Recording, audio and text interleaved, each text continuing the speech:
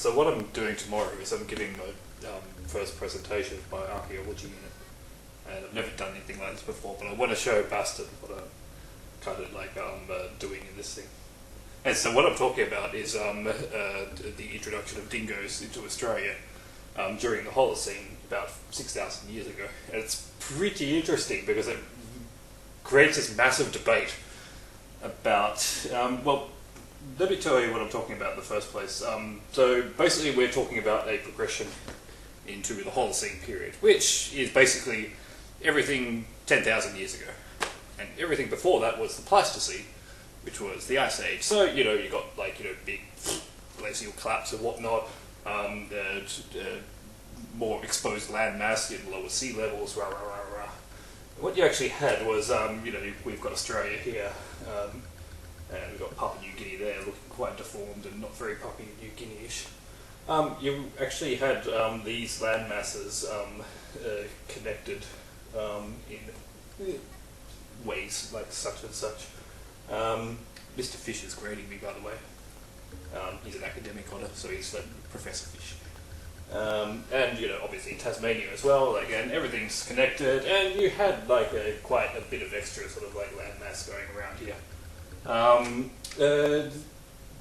That was all called Sahul. That's what it was called. I know, I like it a bit better than Australia. But anyway, so we went into the Holocene, like, you know, well, we went through a whole lot of warming, whatnot, and we basically had a whole lot of glacial recession, which so sea levels rose. Aboriginals lost about 200,000 square kilometres of like, you know, land that they worked, and obviously, you know, Gulf of Carpentaria opens up, isolation, that. No longer Sahul, go away. Right, so that was about 10,000 years ago. So we've got like the Aboriginals in here. For the most part, they're spread all the way around us, so like coastal, central, everywhere. Pretty homogenous, really, in terms of technology. Like the Australian toolkit was basically just consisted of like stone scraping tools. And that was about it, really, and it stayed like that for, you know, for quite a while. Like, it's like that through the Pleistocene. It remained that way through the Holocene as well for about 4,000 years. But then, bang, dingoes arrive all of a sudden. And they arrived very suddenly. We know this basically because looking at archaeological sites, they show up all of a sudden.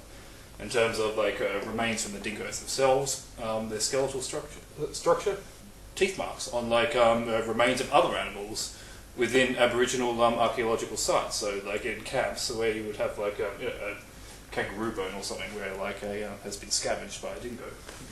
Because I generally kept them around the camps. They arrived pretty much semi-domesticated. The other thing about the arrival of the dingo is that, well, we've seen how fast that the fox spread when it was introduced, just a couple of specimens to Australia. So basically within 100 years, foxes everywhere. Everywhere. Yiff, yiff, yiff, yiff, yiff, yiff, yiff. All over the place. You know, within a century. They spread pretty fast. Based on that, we're kind of figuring that the, you know, the dingo did exactly the same thing.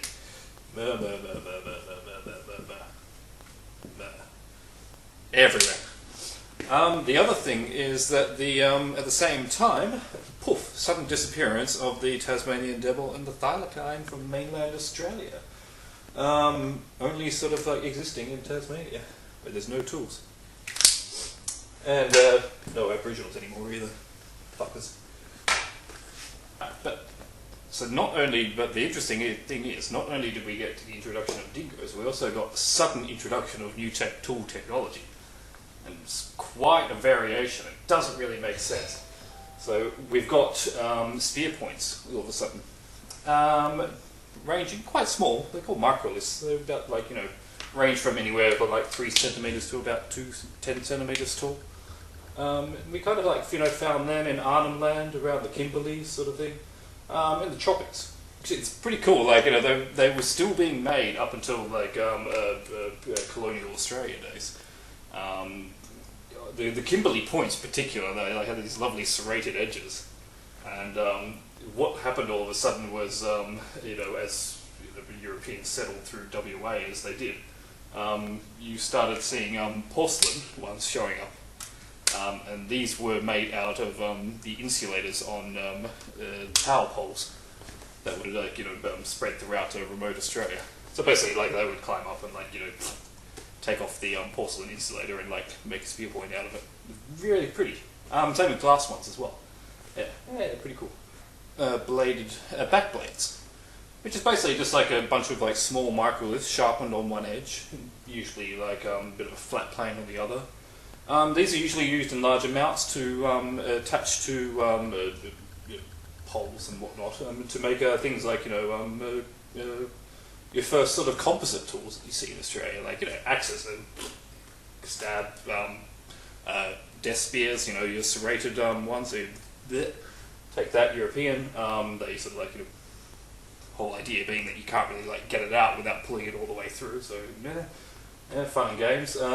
They've been around for quite a while, and they basically have a lot of popularity around here. Southeastern Australia, also southwestern Australia. So you see how it's kind of getting a bit dumb. So we've got back blades enjoying popularity here and here. Here's where the enigma sort of starts. It's well, why not up here? Or the rest of the place? Same thing with a wood sharpening tool called an I don't know how to pronounce that. It's ADZE. Enjoyed quite a bit of popularity around the deserts of South Australia.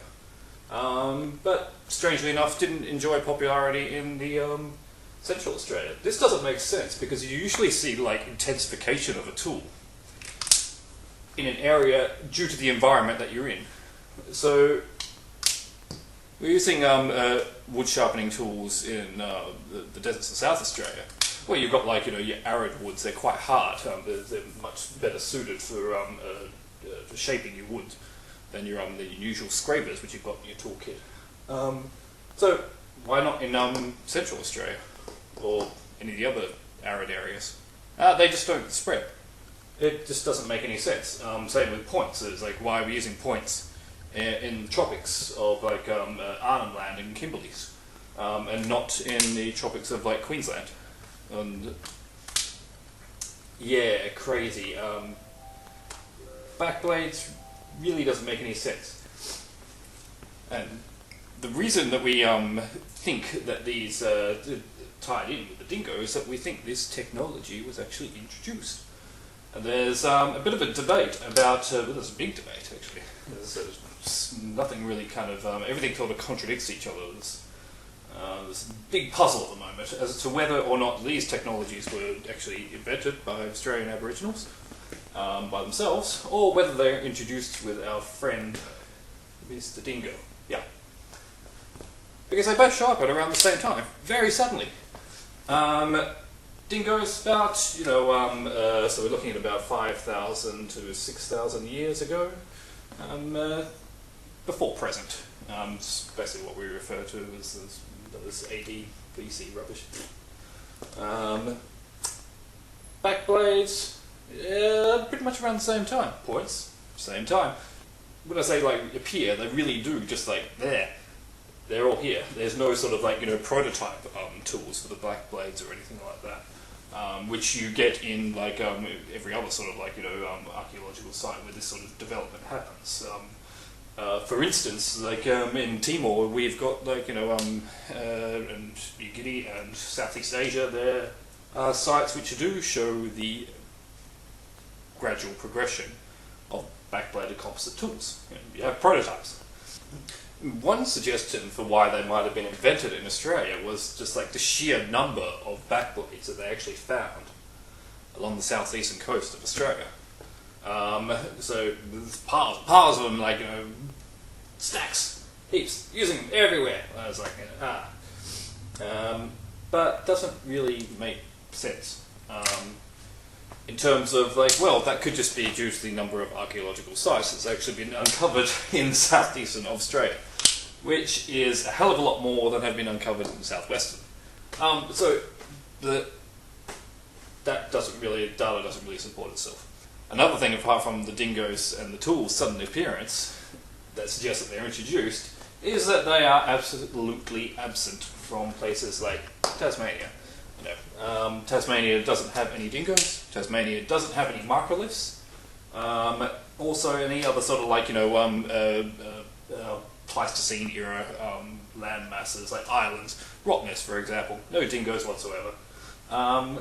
Anything that's sort of like isolated when those sea levels rose.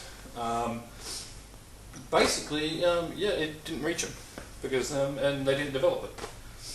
So basically, Tasmania good for fuck all. Go there. Dingoes themselves as well, also being very closely related to Southeast Asian dogs. Pretty much indistinguishable, actually, in terms of wild dogs. Funny thing is that they're also very similar to domesticated dogs in India from about 4,000 years ago. Very close brothers. Maybe not brothers, close cousins, maybe. So whether the dingoes coming from Southeast Asia or India, we're really not too sure on that. A lot of it seems to suggest Southeast Asia. Still evidence for India, still evidence which kind of contradicts each other as well. Other evidence, like we were using the points up here in Arnhem Land.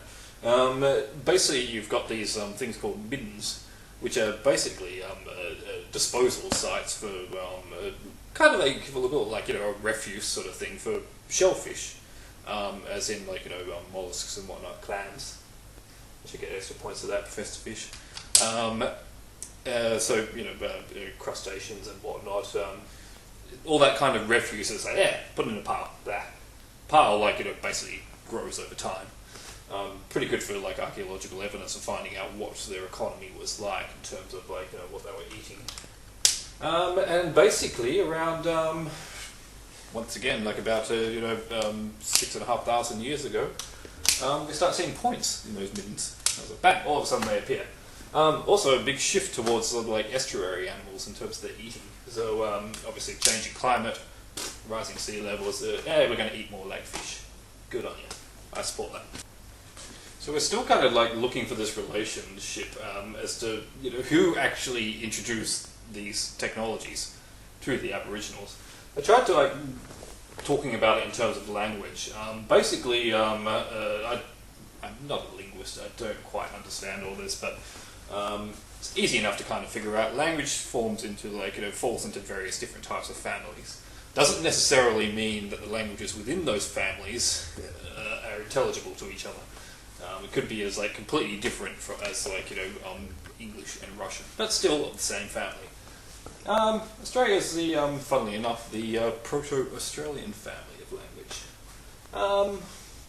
As opposed to that's the only language family that Australia really has.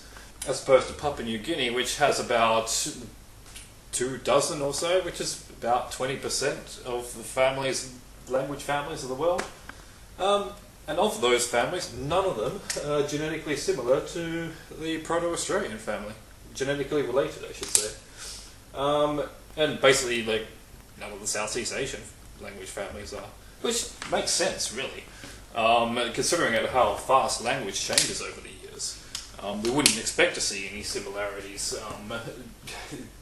that go back in time 400 years and speak to someone from England, and they probably wouldn't understand a word you're saying.